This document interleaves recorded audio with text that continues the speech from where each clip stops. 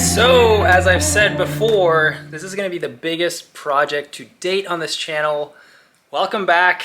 I know I've been absent for a while, been gearing up for this project. So you guys have seen the previous video where I introduced the Audi A3 Cabrio, and you've seen how I've introduced the Audi S3, the 2018. So as you can tell, a lot's been done that I haven't really filmed yet.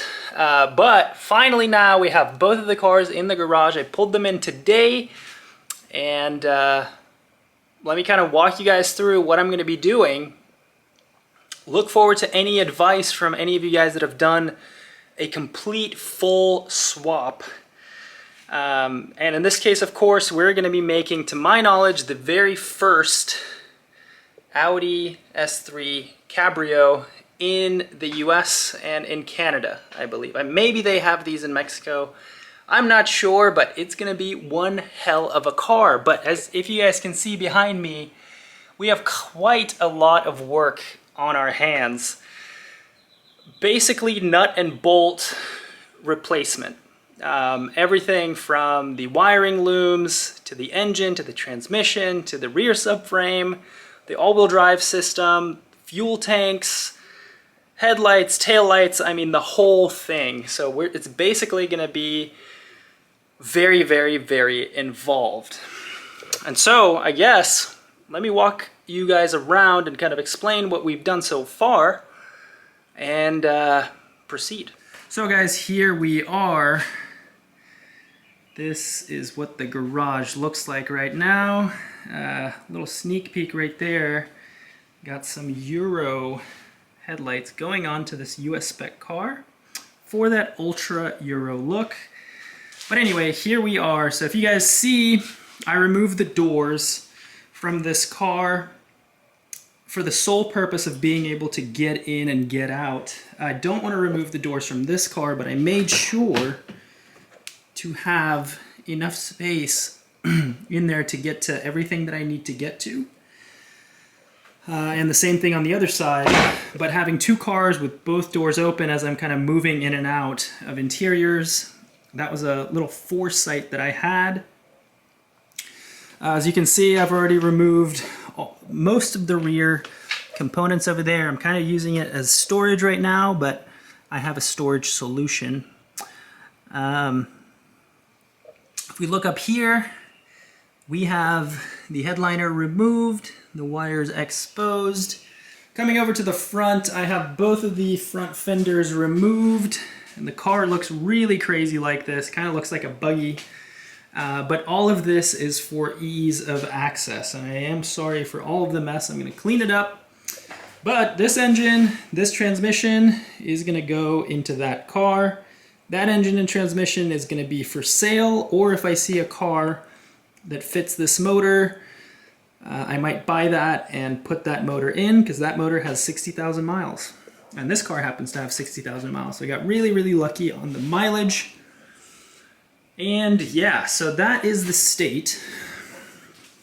But just to kind of touch you guys up on everything that's going to be happening, this car is a facelift car. This is a 2018. One of the reasons I chose it as a 2018 is because of the 7-speed DSG gearbox.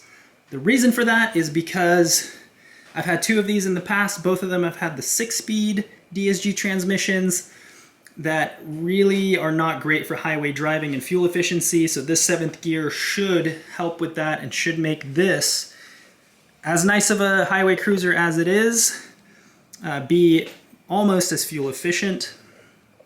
So we're going to be taking the entire wiring loom from here, transporting it onto there, as well as the facelift headlights, bumper, the whole 9 yards. So this car right now is a pre-facelift.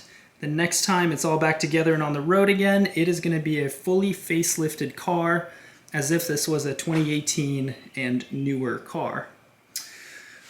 Going to the interior,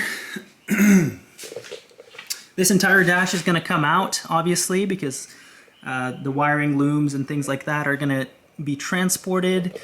But another reason the whole dash is going to come out is because this car is a virtual cockpit.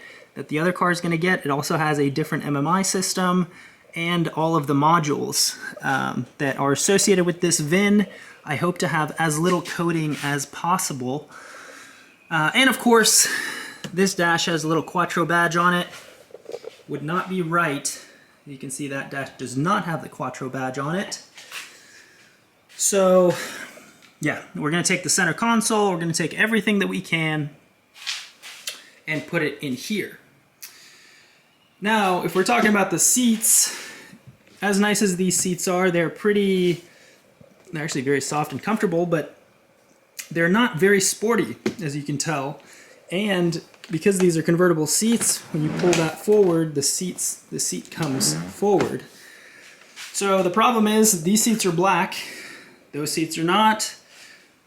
These rear seats are specific to the Cabrio, so the rear seats from the sedan will not fit here.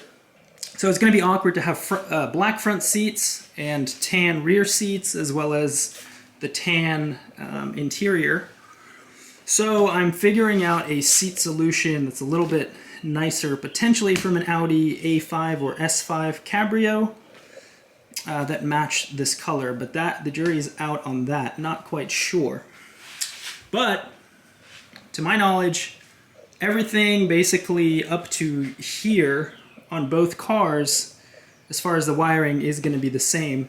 Obviously this car does not have rear doors like this one does, so we're going to have to adjust this wiring loom and cut it where we need to get the factory harness in. The one concern that I have, there's two issues in this car. One, the airbag system. So this car has roof airbags, you can see on the floor there. This car obviously does not have roof airbags. And it might have airbags in the door panels. But anyway, the airbag layout between these two cars is going to be different. So I'm going to keep the same airbag module and the same airbag wiring to stay true to this car. It's going to stay with the car. We're just going to have to adapt that airbag module to the new VIN number, the new software VIN number. So that's one issue.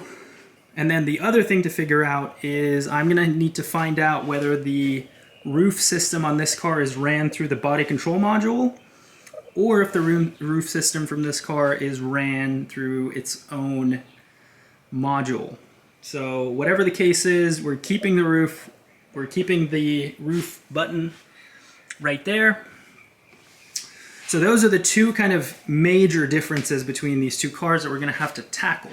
But otherwise, the next time this car gets turned on, it's going to think that it's a 2018 Audi S3 sedan.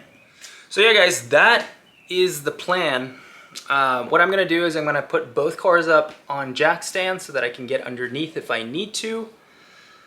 I plan to start with the interior and pull the wiring from the interior, but I might have to do all of this at once. I was hoping to segment the replacement kind of in pieces, but I think I might have to do everything all at once. But if you have any advice, how should I tackle this? What should I do first? Should I do the engine first? Should I do the interior first? Should I start with the back and work my way to the front? I don't know. Let me know if you have any suggestions on this. I hope you guys are excited. I'm very excited. As I mentioned before, guys, this convertible with the roof down is a fun car. The only downside is it doesn't sound like a very sporty car and it doesn't go like a very sporty car. So with that car's parts in this car, it is gonna be such a blast to drive around. That car is a blast as it is. Just imagine driving that thing without a roof. I'm very, very excited. I hope you guys are too. This thing should look mint. It should look factory, both on the inside and the outside. That is something that I pride myself with. But this, like I said before, was my whole kind of thought process for Euro Spec Garage.